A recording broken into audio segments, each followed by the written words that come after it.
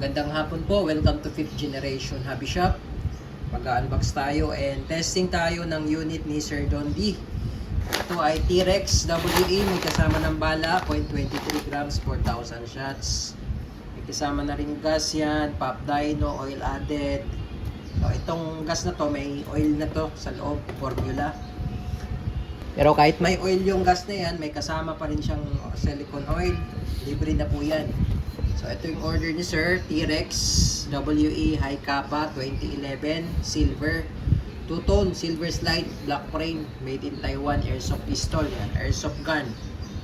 So, hindi naman siya nakakalito kasi pag airsoft po, pag airsoft gun, ang bala ay plastic lamang po, plastic BBs. Kapag air gun naman po, ang bala ay steel ball, bolitas, or lead pellets. O, yun po yan. From the word soft. Okay? So, may kasama na po itong owner's manual. Sir, scan nyo lang yung QR code. Tapos, ito naman yung magazine niya. Higpitan natin ito mamaya, lahat ng bulb. Ito naman yung mounting plate para sa red dot optic. Red dot optic, sir. No? So, huwag nyo itong iwawala kasi kapag gusto nyo i-upgrade, maglagay ng accessories, red dot optic. Ito. So ito, kung wala kayong idea sir sa red dot optic, ito po yung ating red dot optic. Yan. So pwedeng lagyan ng red dot optic yung inyong T-Rex basta't merong plate. Huwag nyo iwawala yung plate, mounting plate. Yan.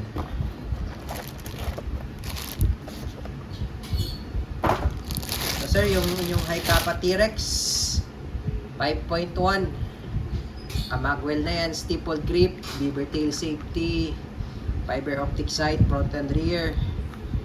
Itong kanyang manual safeties, ambidextrous na. Ayan. So magkabilaan na po yan. Sabay po yan. Ayan, safe sir. Safety off. Ayan. So gumagana siya. Ngayon ito gumagana din to sir. Ito yung beaver tail safety ito. Kapag ito hindi naka-push, hindi naka-down, yan, kalabitin mo sir ha. So, hindi siya naka-down, yan, hindi siya puputok. No? Pansin nyo hammer, hindi pumapalo. Ayan o. Kahit anong kalabit nyo dyan. Kasi kailangan tong nakadiin. Ayan, kailangan nakadiin yan. Ayan. Para puputok. Pero pag hindi yan nakadiin, hindi rin yan puputok. Kasi safety features niya yan. Bukod dito sa manual safety, may beaver tail safety din yan. Ayan. Yung sight niya naman, naka-zero naman yan. So, minsan ito lumuluwag yan. Yan. Itong screw na yan. O, check nyo na lang din. Minsan lumuluwag. Higpitan nyo lang. Flat screw lang naman yan kailangan dyan. Yan. Tapos, pwede rin siyang lagyan pala ng flashlight. So, meron tayong flashlight din. Yan, meron tayong flashlight dito. Pwede ba to? Ayan. Ayan. Diba? Tapos yung red dot optic dito po yan. Yan, o. Dyan po yan. So, ito pinaka-base. Tatanggalin yan. At pati itong iron sight, tatanggalin yan. Kasi yung ipapalit yung plate. So, imagine nyo lang, ganyan siya, o. Tapogi. Maraming accessories. Meron tayong available na flashlight, tsaka red dot optic. Yan. So, ito magazine mo, sir. Ikita natin pala.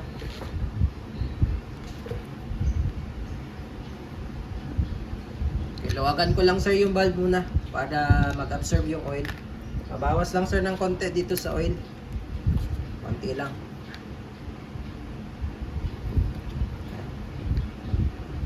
So, ito kailangan mong sundutin yung lock. Yan, may lock kasi yan ito. So, sundutin mo yan para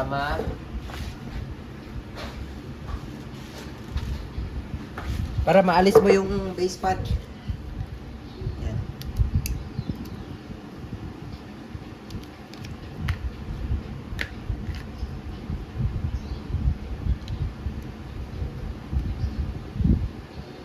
Itong valve tool na ginagamit ko sir, hindi pa po kasama ito.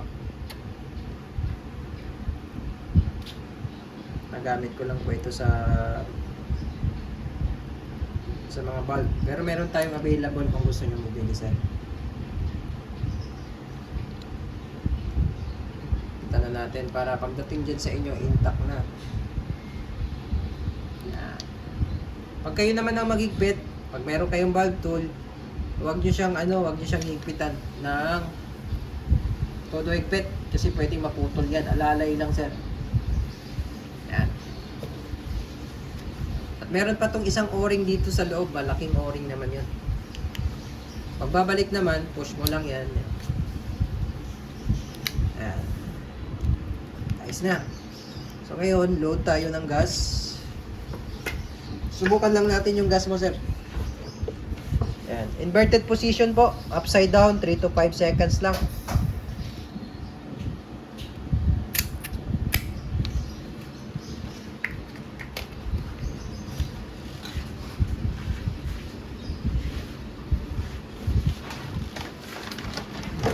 Yan, tapos sa bala naman, sir, 30 rounder yan, capacity niyan. 30 ang laman yan dapat, sir, na magazine, pero ang recommended ko dito, sir, kalahati lang para spring. Pag laging puno spring kasi, lalo na pagbabad yan, hindi mo gagamitin, tapos puno yung magazine mo, babad. Compress yung spring, katagalan, lalambot. Pag malambot ang spring, not good.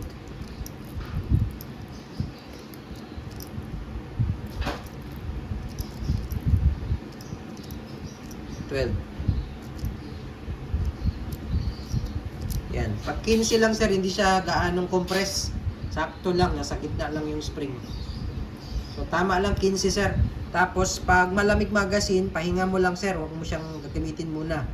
Pagka nag-normal naman temperature, yun, pwede nang gamitin ulit.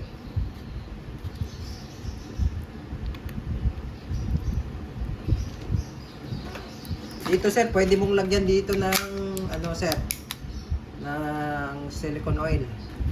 Yung railing, no? Yan, naglalak siya eh. Dito. Ito. Yan, kahit dyan ka lang maglagay. Okay na yan, hahalo na lang yan doon. Kakalat na lang yan. Tapos ito pala, wala tong spring, so alalayan mo lang, sir, pag nag-lock siya, nag-open slide, alalayan mo lang para hindi mapudpud yung uka na yan. Yung uka na yan, pag napudpud yan, hindi na yan maglalak. Dudulas na lang siya dyan. So, alalayan mo lang siya, sir. Tapos ito pala, sir, gumagalaw talaga yan. Normal talaga yan, gumagalaw. Design kasi niya yan. Design niya yan, sir. Okay. Testingin po natin, sir. Okay, Sir Dondi. Airsoft mo, sir. T-Rex. Ganda ng sight, oh. High beast. Subukan natin, sir, yung accuracy, sir, ha. 2 meters. Nanginginig pa, oh. Sakol. Isa pa, sir. Ubusin natin yung bala, sir, hanggang sa mag-lock.